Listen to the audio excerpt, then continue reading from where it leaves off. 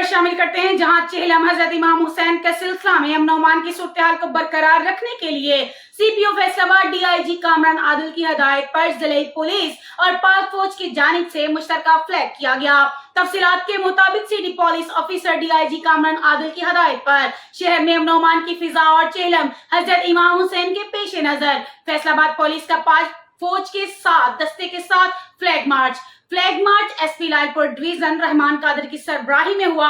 उनके हमरा flag march में एसडीपीओ, एसएचओ और जिला हजा के दीगर अफसरान और मुलाजमान ने शिरकत की, जिसमें पाक फौज, city police, dolphin force, elite force और ट्रैफिक पुलिस की टीमों ने मुश्तरका मार्च किया।